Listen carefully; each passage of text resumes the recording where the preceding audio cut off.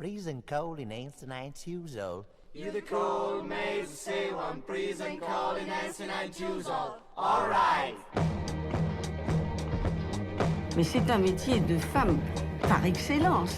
D'abord, nous sommes menteuses à tous les points de vue. L'homme ne peut pas mentir sexuellement, c'est impossible. Mais la femme peut mentir jusqu'à 99 ans. Les producteurs sont des hommes, les techniciens sont des hommes, les metteurs en scène sont pour la plupart des hommes. Avec un grand metteur en scène et que c'est vraiment le rôle, je le ferais. Mais sinon, je tiens pas spécialement à me montrer sexy dans mes films, non. D'un homme, on dit pas il est mignon, il est charmant, il est gracieux, il pétille. jamais on dit ça.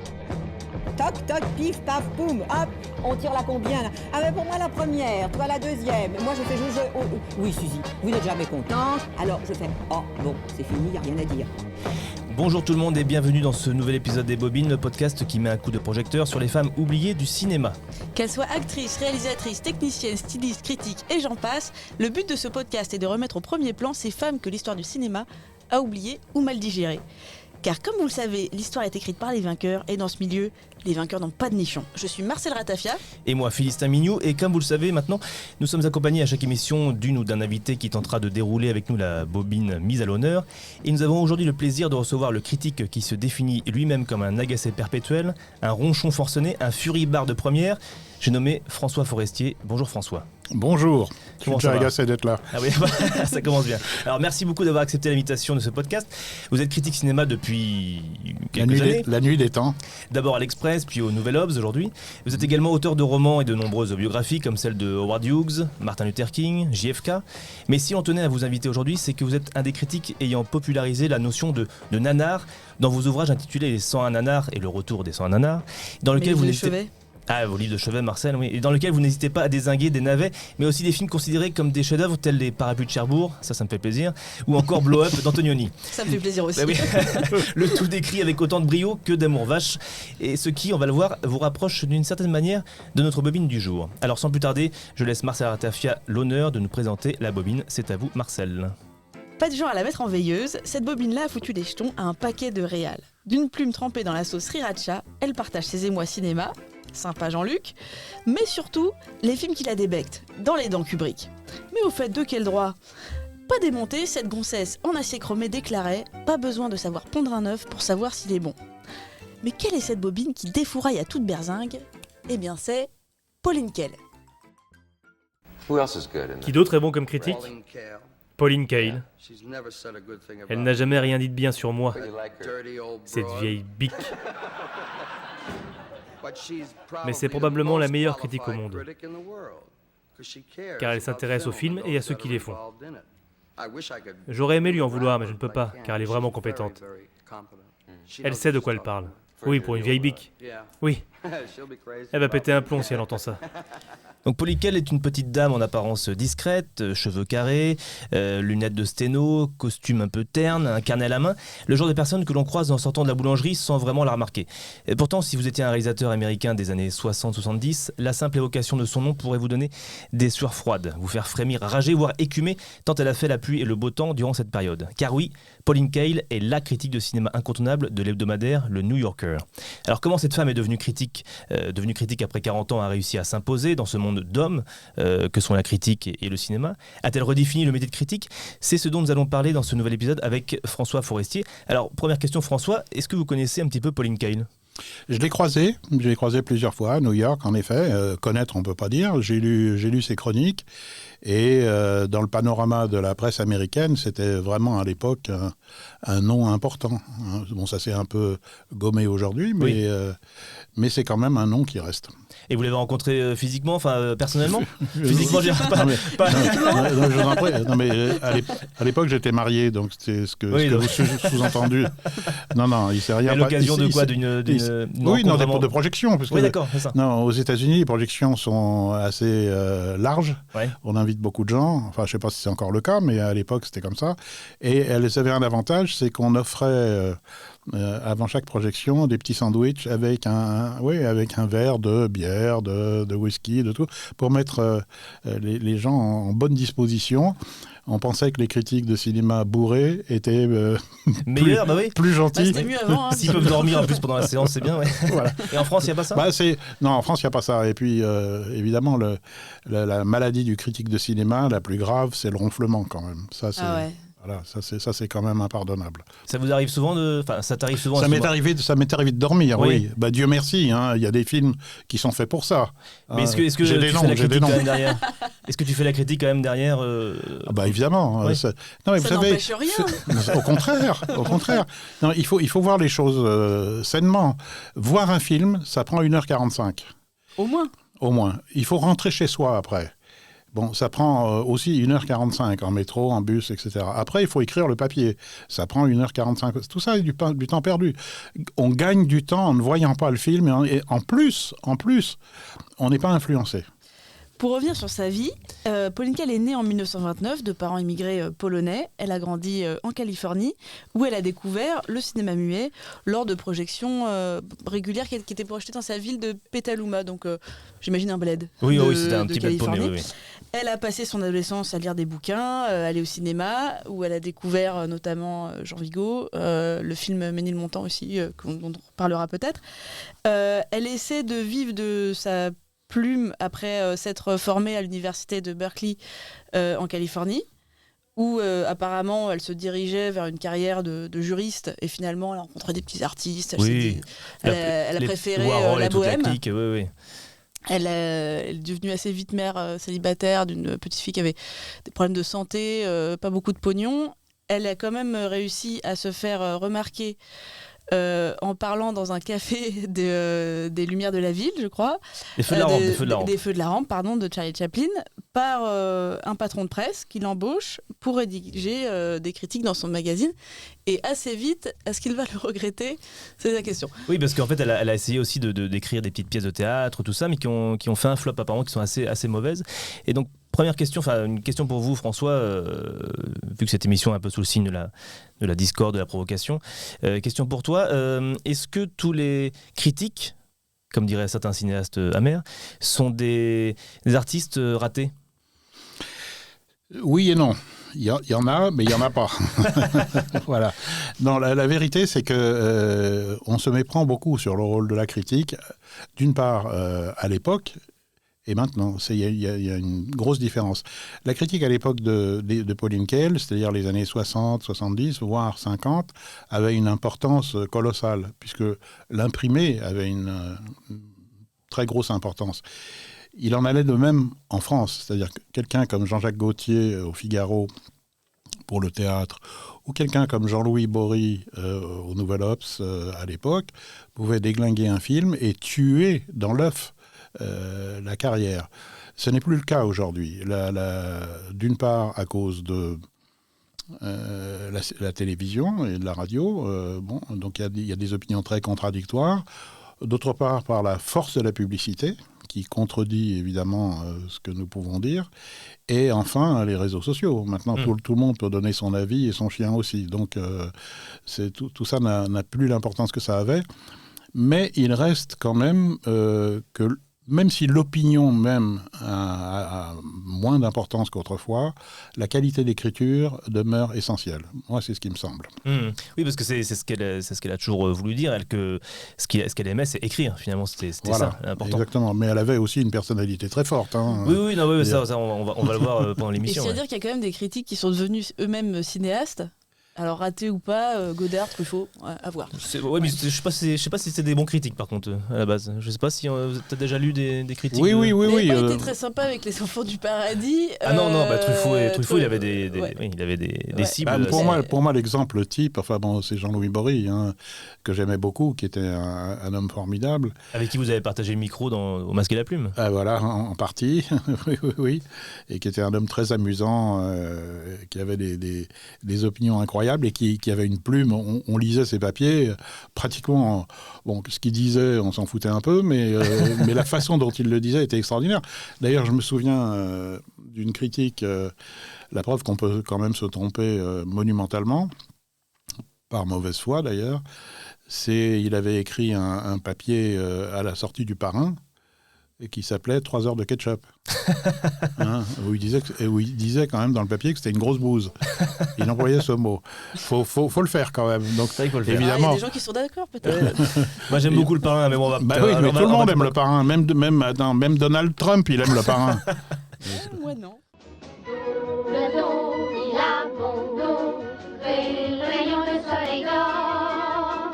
Mi, c'est la moitié d'un tout, pas c'est facile à chanter.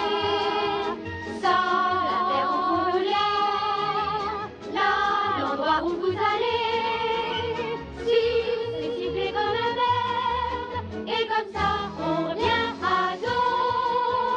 Par la suite, elle va enchaîner donc les revues, elle va être virée justement, selon la légende, parce que du magazine féminin McCall, pour avoir assassiné la Mélodie du Bonheur. Déjà au passage, un petit avis sur ce film, François ? La Mélodie du Bonheur, hein, c'est quand même... c'est quand même de la sucrerie. On frôle l'overdose quand même. Hein. Le Technicolor est dégoulinant. Ouais. Je l'ai pas Le revu. générique, il dure 15 minutes, je crois. Je me suis arrêté là. Non, moi je l'ai vu à l'époque, je l'ai pas revu. Je suis pas sûr que ça me passionnerait aujourd'hui. Hein. Remarquez, vu le temps, vu l'atmosphère à Hollywood, je serais pas étonné qu'ils veuillent en faire un remake. Un remake, oui, animé ou chose comme ça. Ou ouais. un truc, non, un encore truc mieux. Puritain, bien, le retour de la Mélodie du Bonheur. La Mélodie du Bonheur frappe encore. Qui est culte dans toutes les familles américaines. Ils connaissent toutes les chansons, c'est l'enfer. En Allemagne aussi. Mais Non, mais il faut se souvenir d'une chose quand même. C'est que tous les ans, il y a un contingent de cons. Cette année, ils sont en avance. C'est vrai ? Ouais, je pense. Donc, la Mélodie du Bonheur... je pense que c'est la preuve par 9 Alors, donc, elle a eu raison finalement d'étrier un peu ce film. Et en fait, c'est un peu grâce à cette irrévérence qu'elle va être remarquée, parce qu'elle va faire une critique ensuite enthousiaste de Bonnie and Clyde, d'Arthur Penn, avec Warren Beatty et Faye Dunaway. Et elle va intégrer le New Yorker un peu grâce à cette critique. En 67, c'est une critique en plus qui est sur une double page, donc voilà, c'est assez rare, je pense, pour le noter, d'avoir des critiques assez longues comme ça. Et ce film, qui était d'abord sorti un petit peu dans l'indifférence, grâce à ce papier, va bénéficier d'une ressortie, va avoir plusieurs salles et va finalement être... Alors le point de départ, ça c'est un peu rétrospectivement, mais le point de départ de ce qu'on a appelé la nouvelle vague américaine. Est-ce que selon toi, François, un critique, ce qu'on a dit tout à l'heure, a le pouvoir de changer le destin ? Et est-ce que ça t'est arrivé, toi ? Est-ce que tu as eu le... Tu sais si un de tes papiers a pu... Alors, on a tous, dans un cas de critique, tout le monde a eu l'occasion de sauver un film. Je pense que ça a dû m'arriver, je ne me souviens pas, mais on a très... Franchement, on n'a pas l'occasion de déglinguer des films et de les tuer. Je pense que ça arrive pratiquement plus. Ce qui est très frappant aujourd'hui, en tout cas dans le panorama de la production qu'on peut voir, américaine ou du monde entier, c'est un espèce d'arasement de qualité. C'est-à-dire il n'y a plus de chefs-d'œuvre, ils sont rares. Ils ont toujours été rares, mais là ils sont encore plus rares. Et il n'y a plus de nanars. Hein, à part les films de Jason Statham, je vois pas bien. Oui, qui sont plus des nanars assumés. Voilà, qui sont des nanars assumés. Mais il y a 30 ans ou 40 ans, il y avait... je sais pas, 30 westerns qui sortaient par semaine, dont la moitié étaient des nanars. Il y avait des films de sous-marins, il y avait des films... massistes, il y avait des massistes, il y avait des péplums, il y avait tout, quoi. Il y avait des comédies musicales nulles. Non, mais... il y a eu Cats récemment, quand même. Oui, non, mais on peut toujours... Il s'est planté, mais oui, c'est pas un total... Enfin... Oui, il y avait une masse de films dans lesquels on pouvait trouver à la fois son bonheur pour rigoler, à la fois son bonheur pour être ému, à la fois, etc. Et puis, les genres étaient très différents. Aujourd'hui, il y a un arasement du genre qui est qu'on voit souvent des couples se disputer dans la cuisine et être au bord du divorce et se demander s'ils vont adopter un gosse ou pas. Non, mais c'est ça, hein, quand même. Et il y a le genre, il y a pratiquement plus de comédie musicale, les westerns, on n'en voit plus, etc. etc. Donc, il y a un arasement général, et en qualité, et en mauvaise qualité aussi, ce qui fait que le métier de critique a changé un peu. Et puis, le panorama de la presse a changé aussi. Oui, ça c'est vrai. Mais notamment sur la longueur des papiers, par exemple, j'ai l'impression que ça va plutôt en s'amenuisant. Par exemple, quand on voit les critiques de Pauline Kael qui... Non, mais c'était une époque différente, et le New Yorker était un... Oui, c'est un magazine déjà. C'est un magazine de voilà, et c'est un magazine, surtout c'est un magazine d'opinion. C'est-à-dire que les gens qui font... moi, j'en connais 2-3 qui travaillent au New Yorker, qui ne sont pas des critiques de cinéma, hein, et qui font des reportages. Quand ils font des reportages de 18 pages. Donc ça, il n'y a plus aucun magazine en France qui puisse se permettre ça. Donc c'est tout à fait une autre atmosphère et une autre façon de travailler. Et elle, Pauline Kael, donc, quand elle a commencé à être célèbre, elle avait eu à cœur de défendre un cinéma divertissement aussi, ce qui était assez rare à l'époque. C'était assez snob. Et elle, le cinéma petit bourgeois, ça l'énervait. Et elle a pas mal fait découvrir, notamment Scorsese, Les Dents de la Mer. De Palma. Elle adorait De Palma aussi, à tort ou à raison, mais moi je l'aime beaucoup aussi. Mais bon, voilà, on peut avoir des avis divergents dessus. Et elle avait même fait un papier qui était assez célèbre qui s'appelle The Come Dressed as the Thick Soul of Europe Parties. Bon, mon accent était on peut avoir les sous-titres là. Je le referai en post-production, c'est pas. Donc en gros, qui parlait des films comme La Dolce Vita, La Nuit d'Antonioni, ou Marianne Bad avec René, une passion que vous partagez avec elle, je crois. L'enfer. Elle parle tous en gros, qui parlent tous de films de gens riches qui ont du succès et qui s'ennuient, en gros. Et ça, c'était vraiment une période aussi qui était assez compliquée. Je sais pas si t'étais contemporain. C'est une tradition un peu snob du New Yorker. Hein. Jusqu'aujourd'hui, Brody, le critique du New Yorker, quand vous lisez ses critiques, il réussit à citer Barthes, Benveniste, enfin des philosophes dont on n'a rien à foutre C'est pas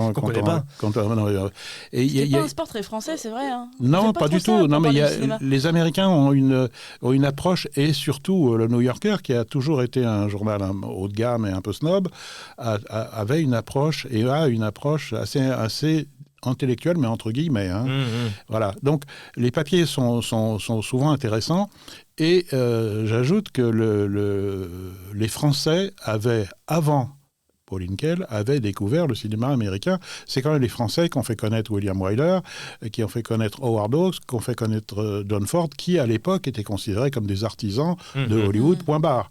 Et donc c'est les Français, la critique française, qui, avec les cahiers du cinéma, avec Positif, avec des gens comme ça, avec André Bazin, qui ont mis à l'honneur ce cinéma américain qu'on considérait comme extrêmement classique, et qui l'était, mais qui était d'une inventivité folle. Donc, c'était pas très compliqué derrière de trouver une nouvelle vague et de louer Marianne Bad et de louer... Justement, non, elle ne louait pas, au contraire, elle les avait conspués, ces films-là, elle les trouvait chiants. Ah, oui. Oui, mais enfin, quand elle parle de la nouvelle vague, je parle de la nouvelle vague américaine avec Warren Beatty, etc., Scorsese, c'était évident qu'il fallait la mettre en valeur, mais il y avait déjà des critiques précurseurs qui se trouvaient en France. Alors, c'est pas pour agiter le drapeau et pour faire cocorico, hein, mais bon, c'est quand même une petite histoire dans la grande histoire qui est intéressante. Et en France, et en Allemagne aussi, il y a eu Siegfried Krakauer, qui était une très très grande plume et que j'encourage à lire pour les... Alors, je vais noter Siegfried Krakauer qui a écrit le livre de référence sur le cinéma expressionniste allemand. D'accord. Merci, j'avais plus la réponse. On a des lectures quand même. Ah oui, je vois ça. La plupart des gens pensent que le critique est un parasite. Mais quand il s'agit d'un véritable processus de découverte de l'œuvre et de découverte de soi, je ne pense pas qu'il soit un parasite. Même lorsqu'il a pour seul objectif le jugement de l'œuvre, cela reste une fonction nécessaire, car sinon, l'alternative, c'est le marketing. Et quelqu'un dans la société doit faire ce travail de critique. Sinon, les gens iront simplement là où le marketing veut qu'ils aillent. Alors Pauline Kael va aussi devenir assez incontournable. Elle s'attire donc justement les foudres des professionnels de la profession, parce qu'elle est prescriptrice. Finalement, elle va amener les gens au cinéma, donc c'est plutôt une bonne chose. Mais aussi forcément des cinéastes qui sont sa cible et qui eux ne l'aiment pas. Et elle dit d'ailleurs elle-même, en tant que critique, si on vous aime, il faut s'inquiéter. Est-ce que c'est quelque chose que tu partages comme genre de réflexion ? Franchement, je m'en fous. Franchement, être aimé par les... De toute façon, les relations amicales avec les cinéastes, et on en a, hein, fatalement, il y a des gens qu'on aime bien. Tôt ou tard, quand ils font un film qui est plus critiquable ou qui est médiocre, ces relations se rompent. Donc il faut pas du tout tabler là-dessus. C'est vraiment, ce sont deux métiers différents. Tout dépend comment on le pratique. Alors, il y a des critiques qui le pratiquent en disant il faut soigner le public. Il y a des critiques, et je me souviens d'Alain Rioux, qui était mon prédécesseur à l'Obs, qui disait qu'il fallait conseiller les cinéastes. C'est un avis que je ne partage pas du tout. Et conseiller en rédigeant la critique ? Voilà, en disant, voilà, il y a telle scène qui ne marche pas, la musique, c'est pas bon, bon, ils auraient pu faire mieux. Comme si le critique savait mieux, ce qui n'est pas le cas. Et moi, c'est pas du tout mon avis. Moi, je pense qu'il faut donner au public les éléments nécessaires, c'est-à-dire qui sait, comment, qu'est-ce qu'il y a dans le film. Toujours, on vous demande, ça raconte quoi. Voilà, on donne ces éléments-là. Mais quand même, ceux qui nous payent, c'est pas les cinéastes, c'est pas les producteurs, c'est pas les distributeurs. Ceux qui nous payent, c'est le journal. Et c'est le papier qui nous paye. Et donc les lecteurs, finalement, non ? Aussi. Mais c'est surtout le journal. Et le journal a droit à un papier qui est rédigé de façon intelligible et, si possible, élégante. Je pense que la critique n'est pas un exercice seulement lié au cinéma ou au théâtre ou à la musique ou à ce qu'on veut. Ça l'est.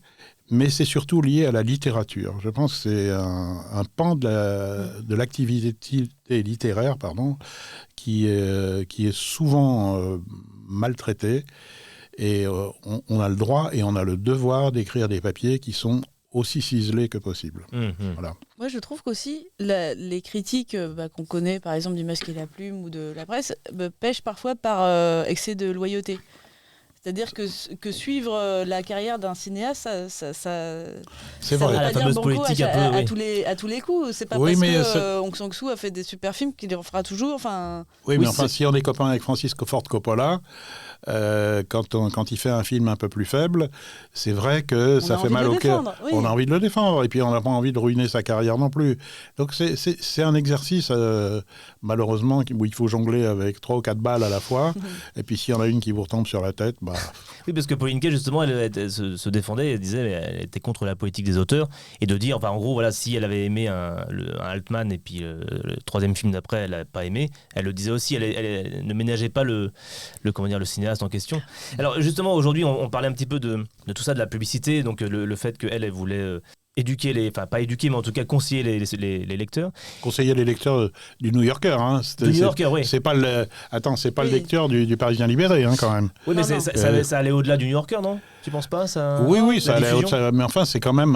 C'était quand même une certaine intelligentsia, je pense. Voilà. Parce qu'il faut voir les références. On s'adressait pas quand même aux rednecks du Nebraska. Hein, oui, bien sûr. Hein. Alors justement, son sacerdoce, c'était de combattre les publicitaires. On en parlait tout à l'heure un peu. Et donc, est-ce que toi, c'est quelque chose ? Est-ce que tu penses qu'aujourd'hui la publicité a gagné ? On a un petit peu pas parlé tout à l'heure, mais est-ce que tu penses que c'est aussi le combat du critique, c'est d'aller contre les publicitaires, en gros ? Non, c'est pas du tout ça.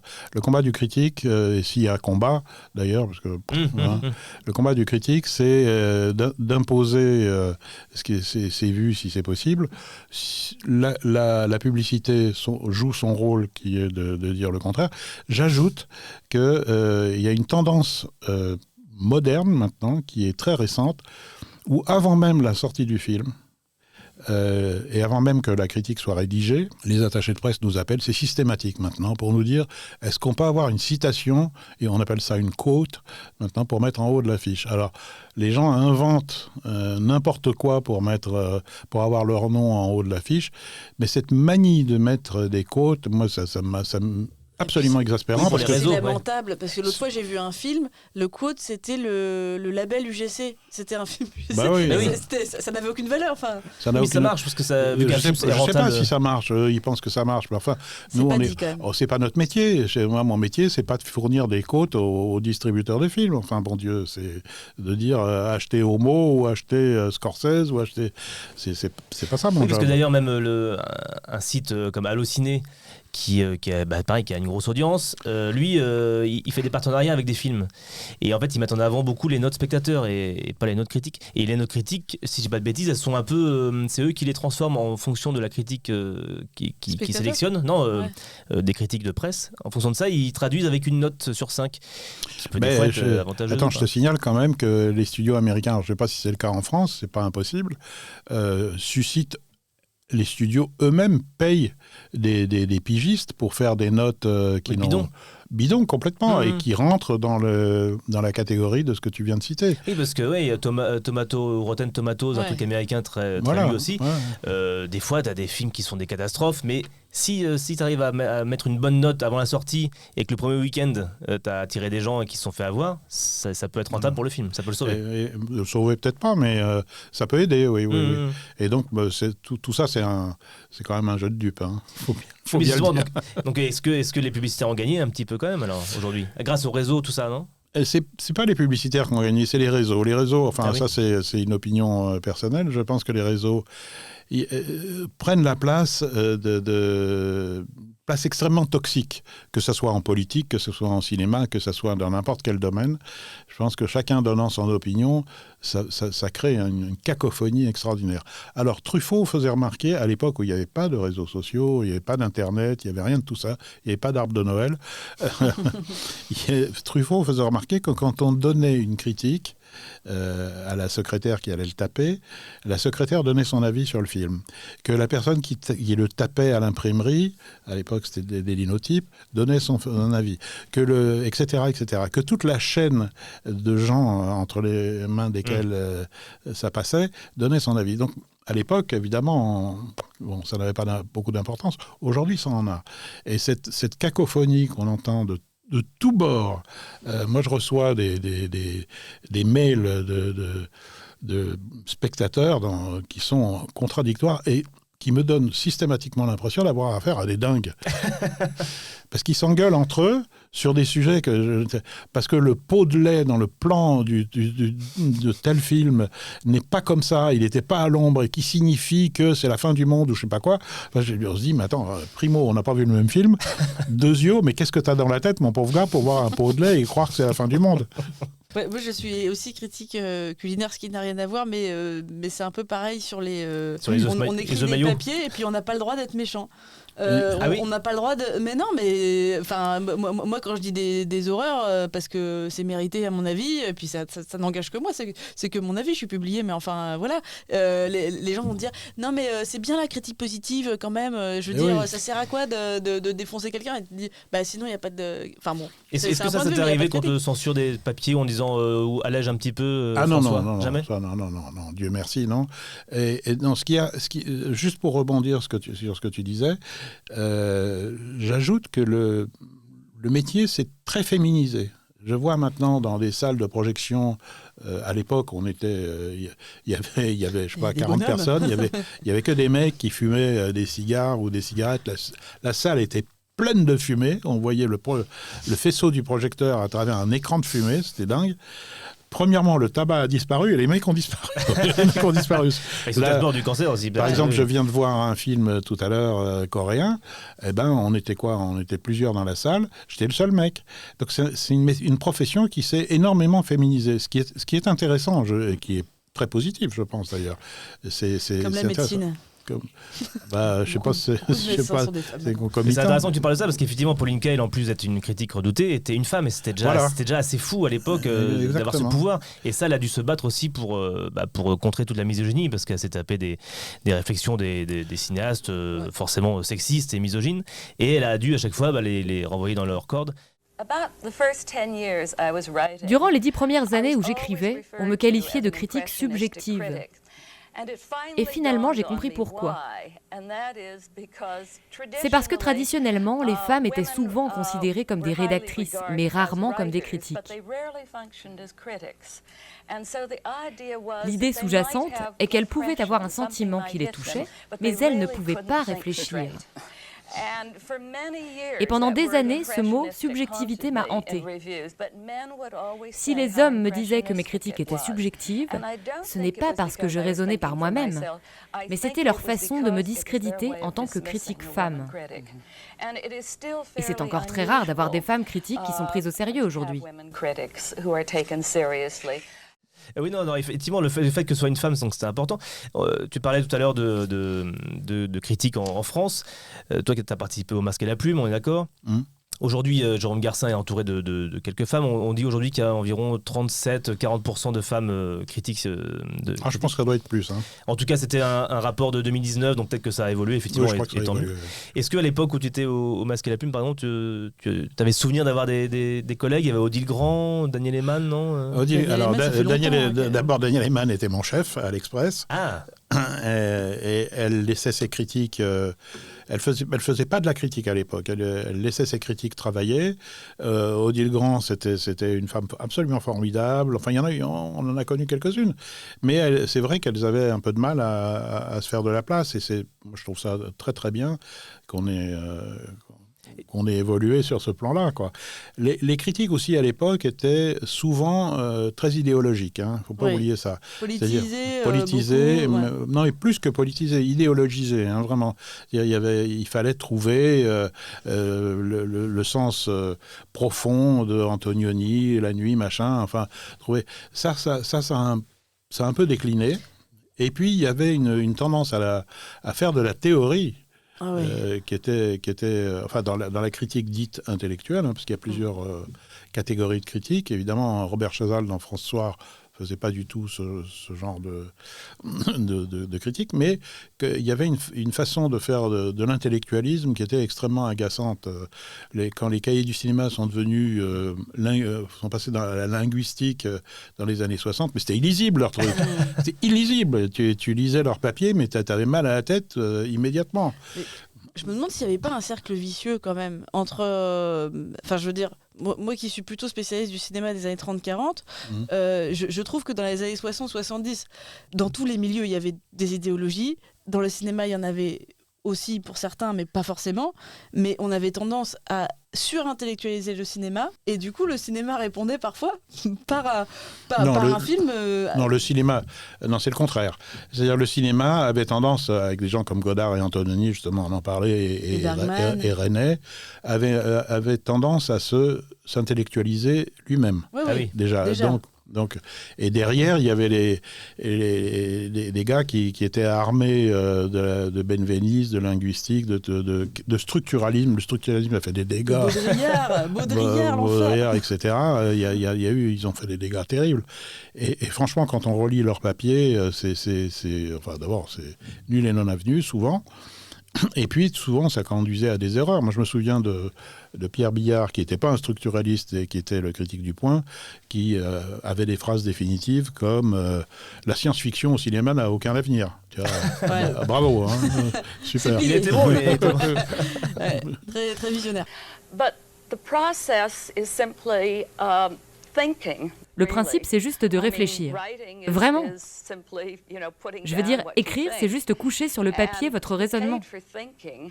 Et être payé pour raisonner et savoir que vous faites quelque chose qui a du sens, que des personnes peuvent aimer vos écrits et partager les mêmes idées que vous, c'est une merveilleuse façon de gagner sa vie. Pour moi, c'est la plus belle façon de gagner sa vie. Alors, le métier de critique, c'est aussi une passion. Elle a souvent dit, Pauline Kael, que c'était une passion pour elle d'écrire. Elle adorait ça. Et c'est drôle parce qu'elle a eu un moment au plus haut de sa carrière des petits mignons autour d'elle, ce qu'on appelait des Paulinettes. Oui, des Paulinettes. Notamment Paul Schrader, qui est le futur scénariste de Taxi Driver, qui a écrit des critiques pour elle. Qui est cinéaste. Et qui est cinéaste aussi, bien sûr. Et il avait dit une chose très drôle qu'il dit dans le documentaire sur Pauline Kael. Il dit que Pauline Kael, elle ne promouvait pas le cinéma, mais elle promouvait plutôt elle-même. Elle se mettait pas mal en avant. Est-ce qu'il y a un moment où est-ce qu'il y a des fois un moment où le critique, quand il a du succès, quand il se sent écouté, a tendance des fois à s'écouter soi-même. À s'écouter, bien sûr. Bien évidemment, bien évidemment, quand on écrit ou quand Alors, le truc, c'est qu'aux États-Unis, immédiatement, quand on a une plume acceptable, enfin, ou jolie, on devient une espèce de vedette. C'est beaucoup plus rare en France. Hein. Moi, ça fait 50 ans que... Et c'est un rôle qui, personnellement, ne me plaît pas du tout. Donc, je pense que notre seule fierté, vraiment, je suis très fort là-dessus, hein, je pense qu'on doit donner des papiers qui sont bons, si possible lisibles, et si possible clairs. Et si, en plus, on peut procurer des émotions grâce à ce papier, pas à cause du film, mais à cause du papier, si on peut faire rire les gens, ou si on peut les faire pleurer ou leur mettre la boule dans la gorge, à ce moment-là, c'est gagné. Ça n'arrive pas tous les jours. Il y a des papiers qu'on fait parce qu'on est forcé de les faire. Mais le talent d'écriture me semble essentiel. Et ça, on ne le sent pas quand on fait de la critique à la télé, par exemple. C'est pas le cas. Quand on fait de la critique à la radio ou au masque à la plume, ce n'est pas le cas. Ce sont différentes formes de critique.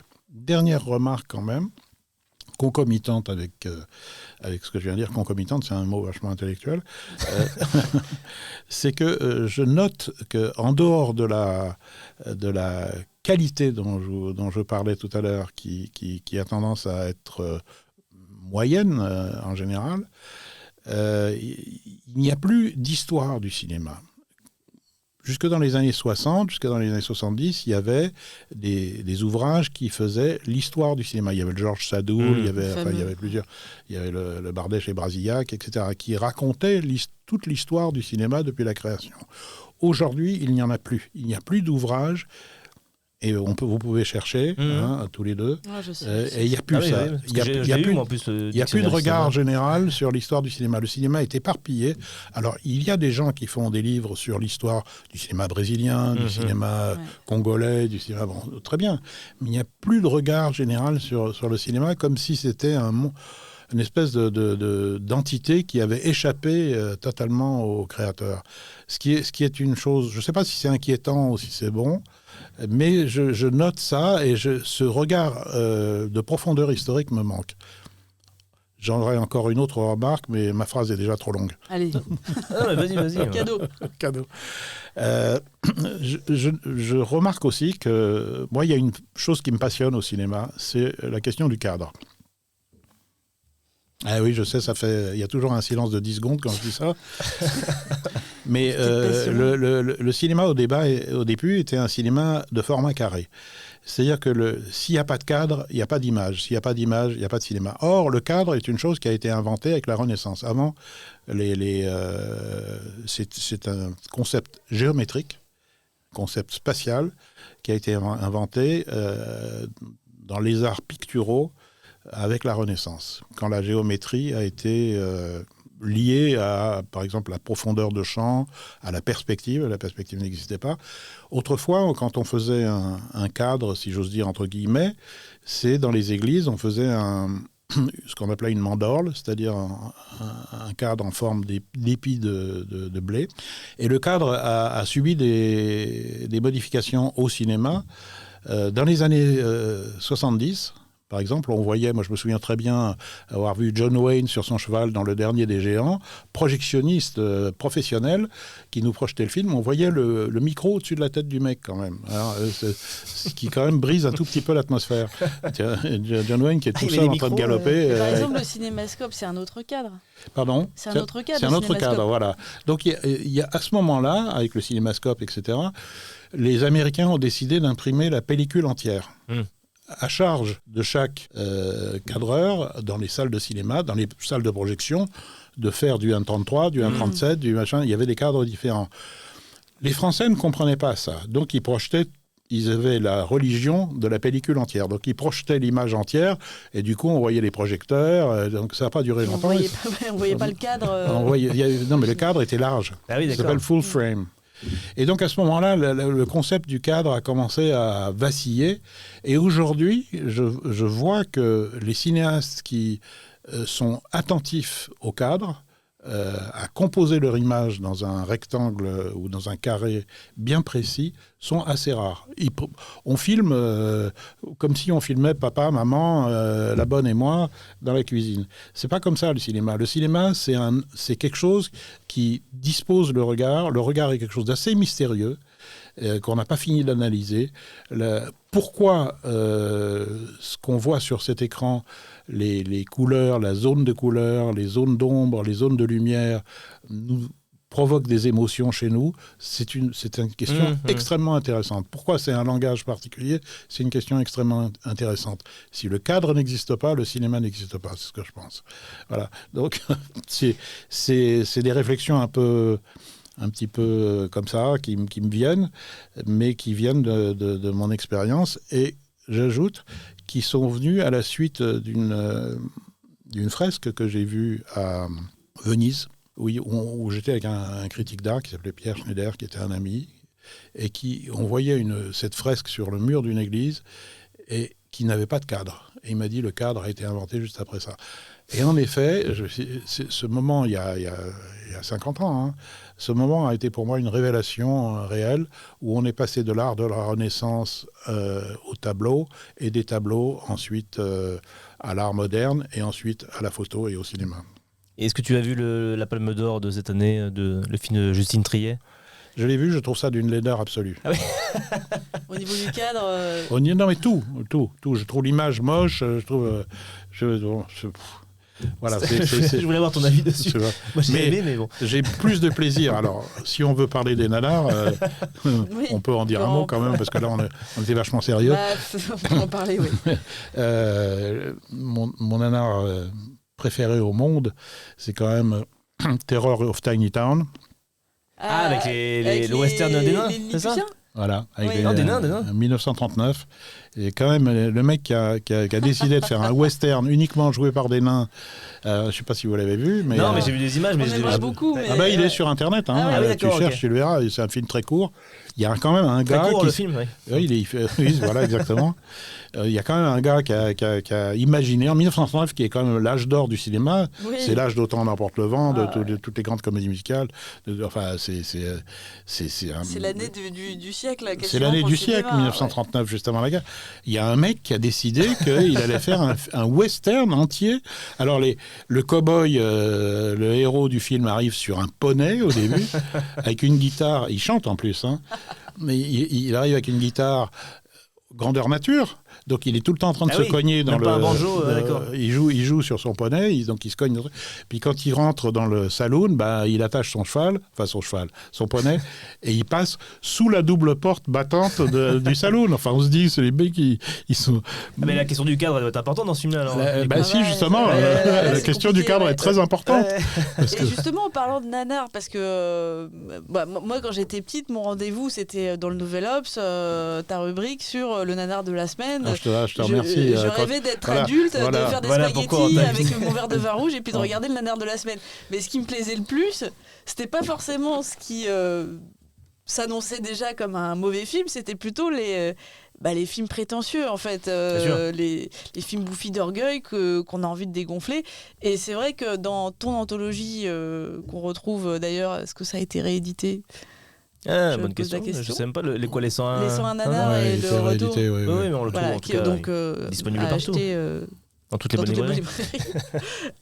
Est-ce que c'est plus un plaisir de découvrir un film qui est encensé par la critique, par le public, etc. Moi, j'ai plus jamais regardé. En fait, j'ai plus jamais regardé Les Demoiselles de Rochefort au premier degré. C'était difficile de regarder au premier degré déjà à la base. Je trouve, c'est une question d'avis, mais c'est vrai. Il y a deux choses. D'une part, il y avait des conversations avec les copains où on se disait, dis donc, t'as vu Massiste contre les fantômes, c'est génial quand il y a la pierre qui est le gros rocher en carton-pâte qui lui tombe dessus, et on voit la trace de sa montre parce qu'il a bronzé, et c'était formidable, quoi. Et puis il y avait un hélicoptère au fond, voilà. Donc on se racontait ça bien. Un jour on se dit, on se donnait les tuyaux pour dire, va voir Massiste et les fantômes, va voir Terror of Tiny Town, va voir tel ou tel film, va voir OK Mambo, qui est quand même avec Dario Moreno, qui est quand même, c'est un film.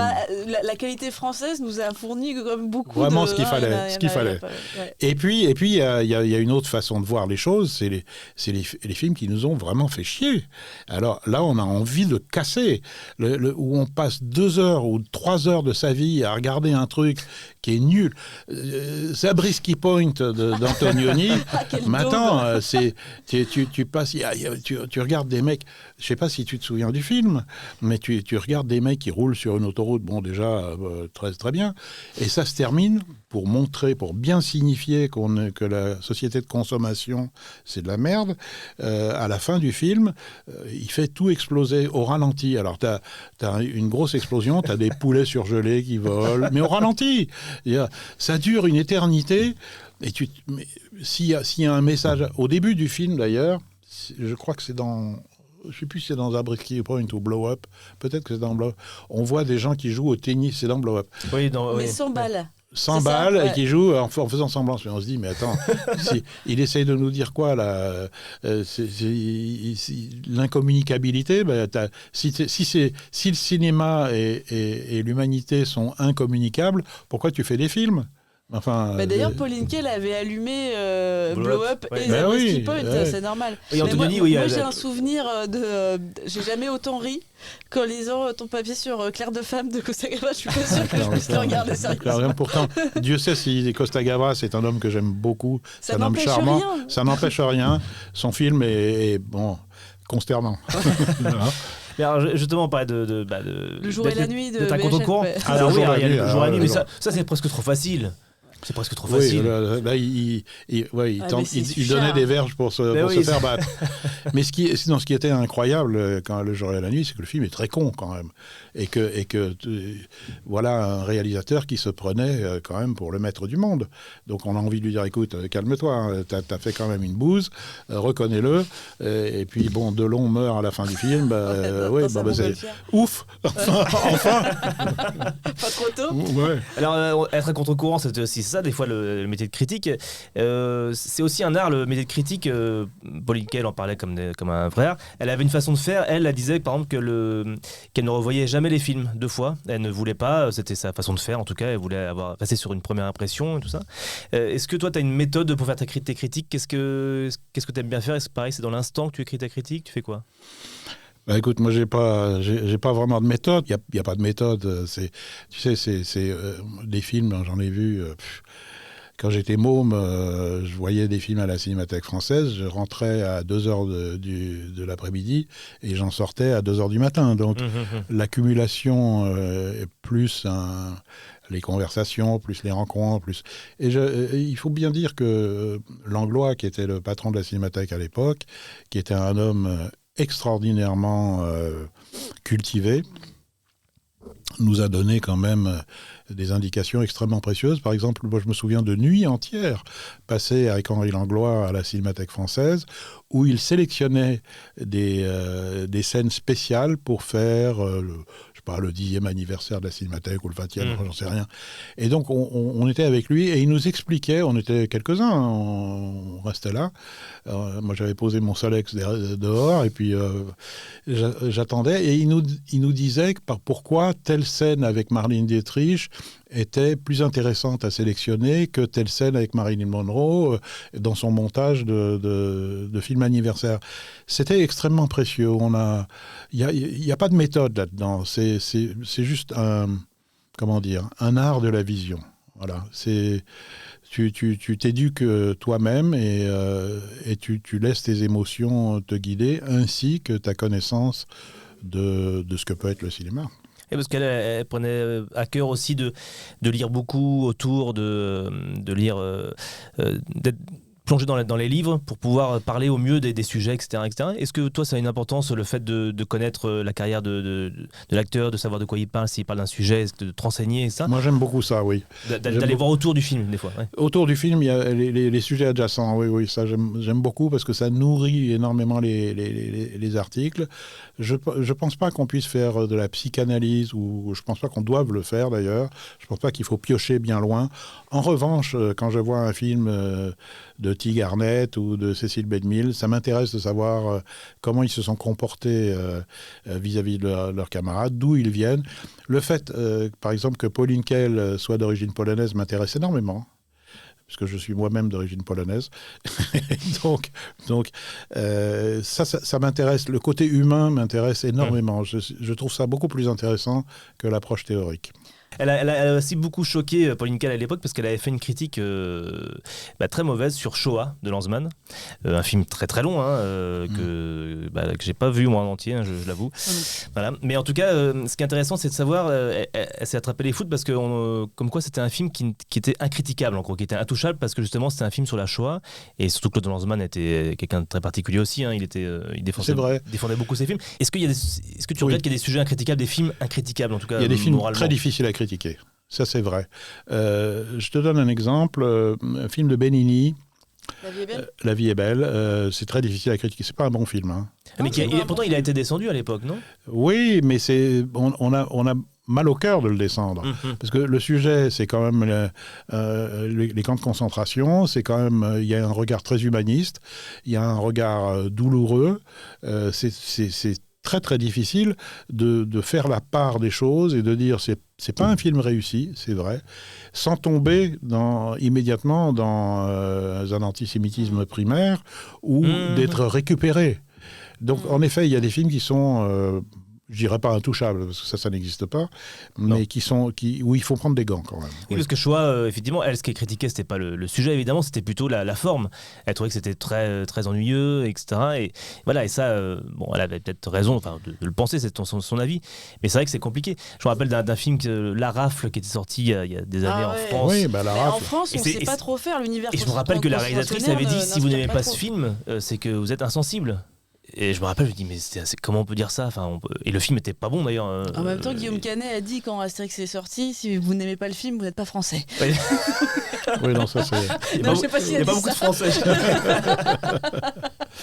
Non, c'est vrai qu'il y a des films difficiles à aborder, mais bon, c'est aussi le jeu, hein, c'est notre rôle et il faut qu'on le fasse du mieux qu'on peut. Et puis, si la plume égratigne, mon Dieu...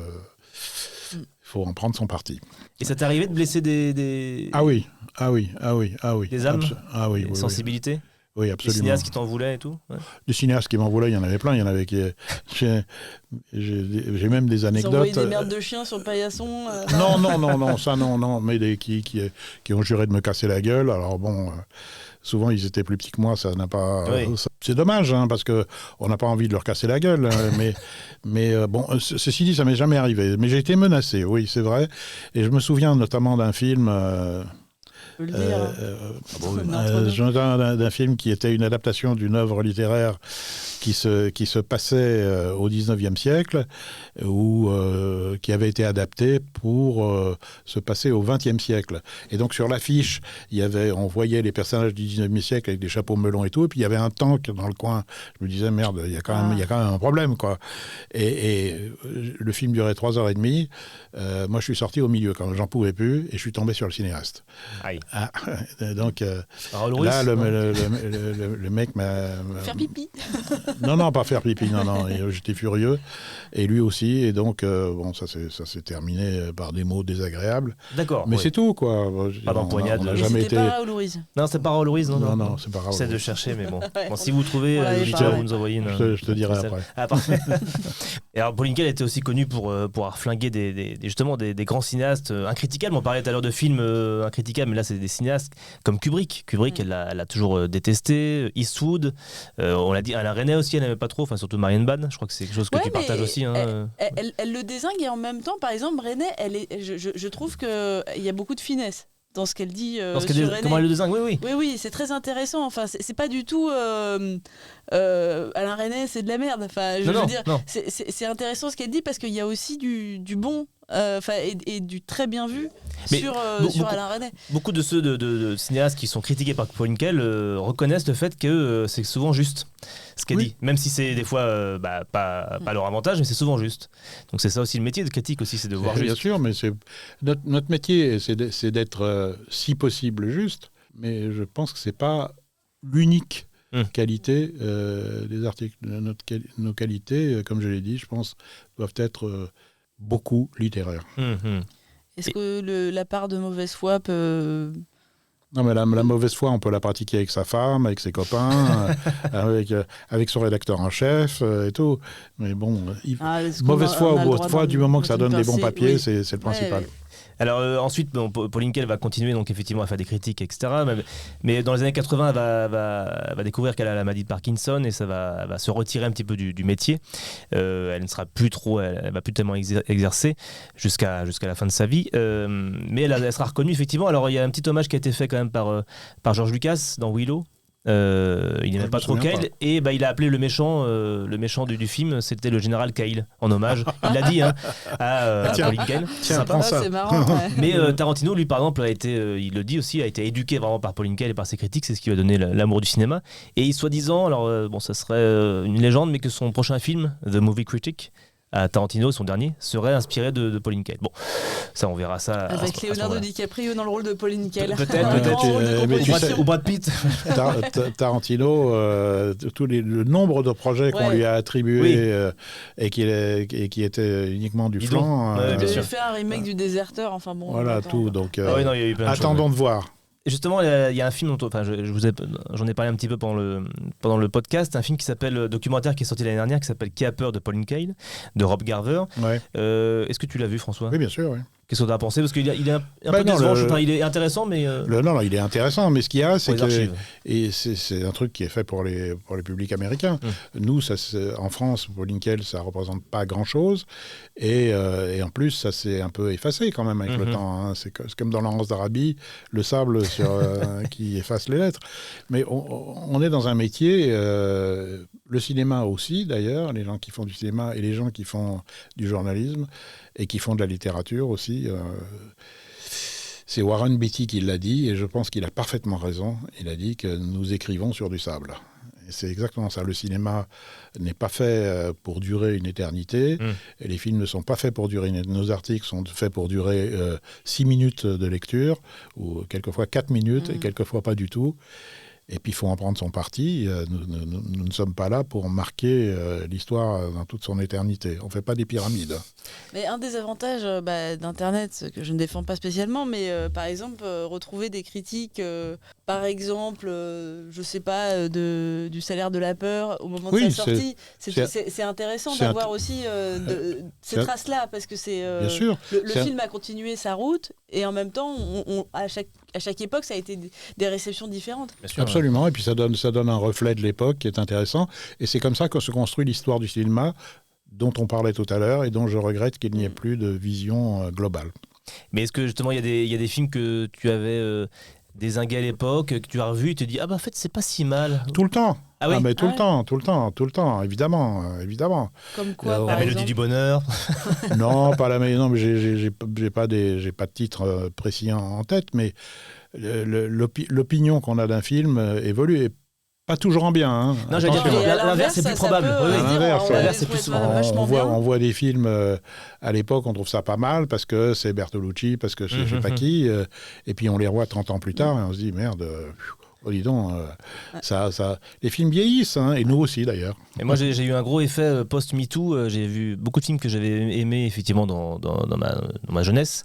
Quand je les ai revus avec tout ce que MeToo a apporté, j'ai vu beaucoup de choses, par exemple Comme un torrent de Minelli, j'avais adoré à l'époque, enfin à l'époque pas du film, mais quand j'ai découvert quand j'avais la vingtaine, et quand je l'ai revu récemment post-MeToo avec tout ce que ça a entraîné, je me suis dit en fait c'est vraiment un film terrible, c'est que des deux brutes qui martyrise une pauvre femme. C'est vrai, mais il y a d'autres films qui gagnent. Par exemple, il faut revoir, je pense, Tant qu'il y aura des hommes, qui est un film, encore une fois, assez académique, mais qui dit des choses et qui est vachement intéressant et qui a une puissance d'évocation qu'on n'avait pas forcément vue à l'époque. I'm going to go to my favorite theater right now and just see a whole bunch of movies. Good movies, bad movies, all kinds of movies. I don't even know the difference anymore. So sometimes I think that I'm in the movies myself. Today, I'm Woody Woodpecker.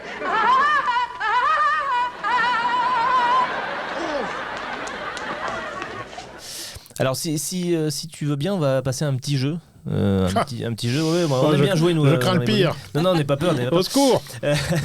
Je vais lire des critiques, des extraits de critiques, et il faut deviner le film, tout simplement. Première critique, ce film est extrêmement mal écrit et n'offre qu'un seul dialogue crédible. Viviane Lee joue comme une patate et sans profondeur, elle n'amène rien au film. On parle de quel film ? Un travail de mes désirs. Non.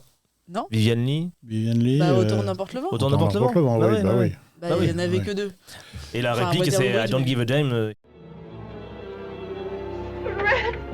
Hugo, where shall I go? What shall I do? Frankly, my dear, I don't give a damn.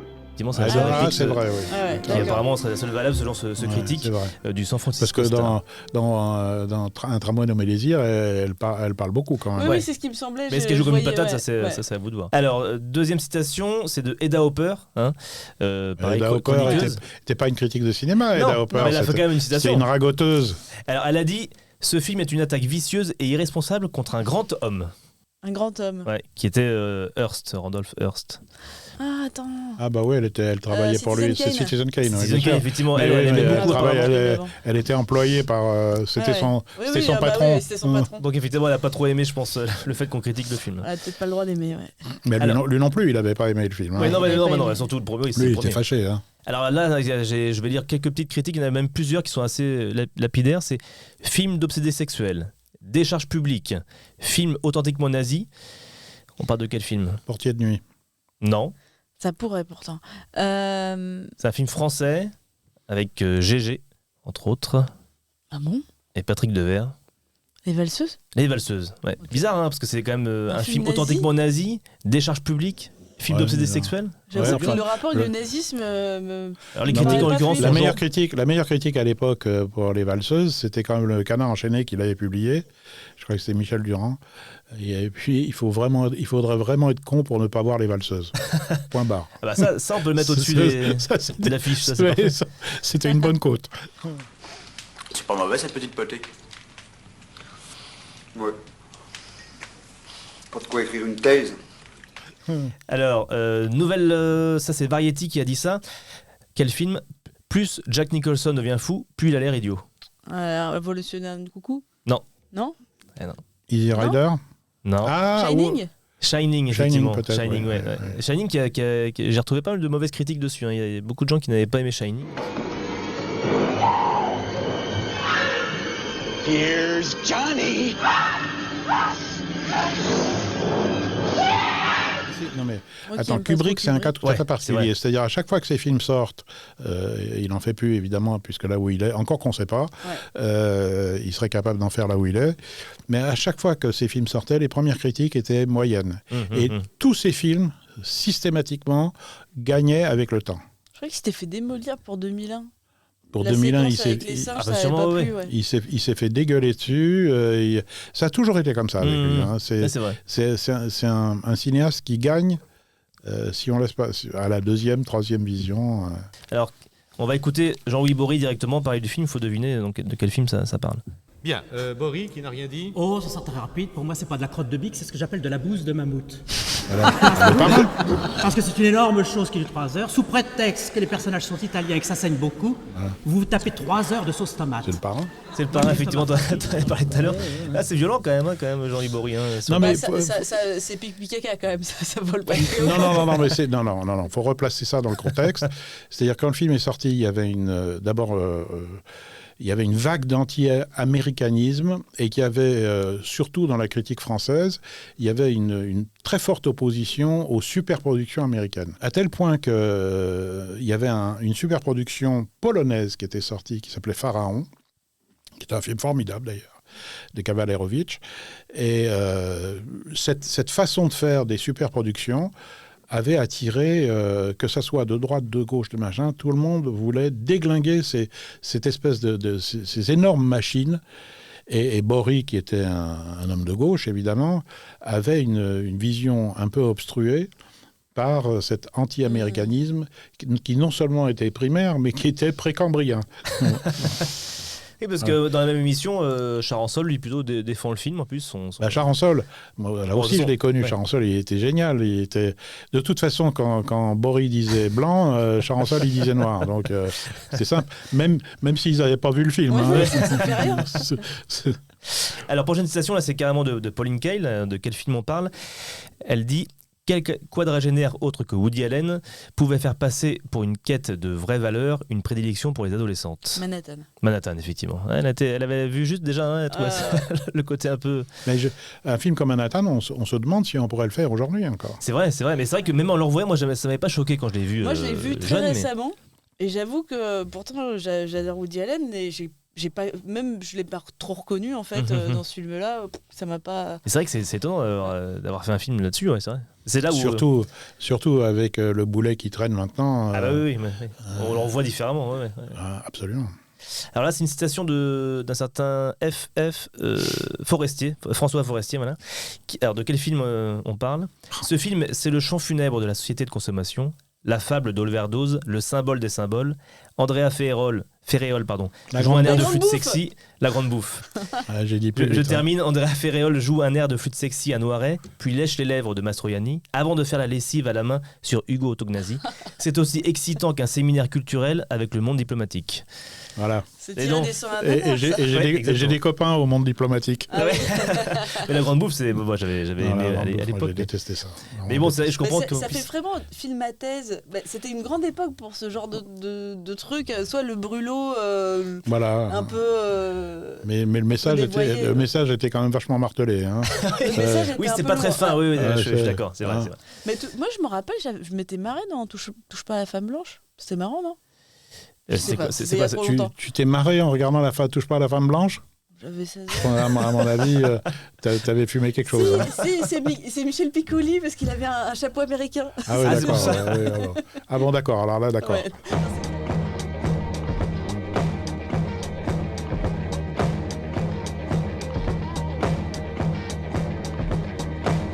Merci à tous, c'est la fin des bobines. Merci donc à toutes et à tous d'avoir écouté cette émission. Je rappelle que François Forestier sort très prochainement un nouveau livre.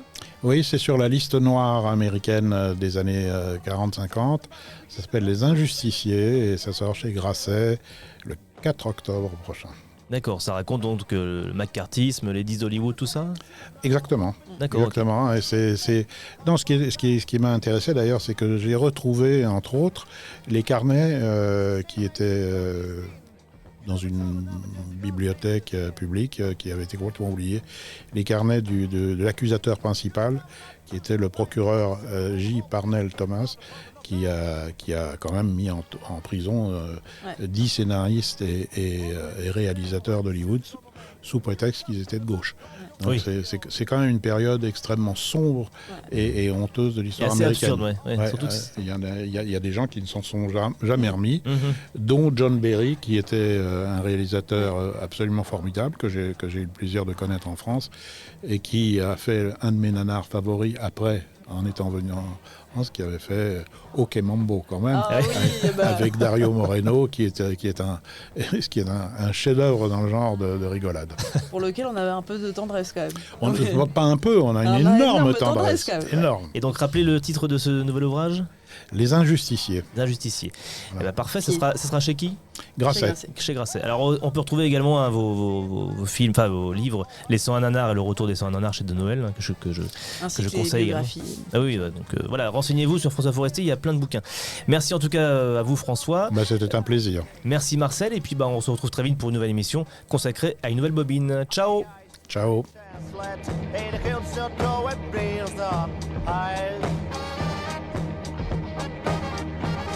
Unicorn and majesty, one piece in corner.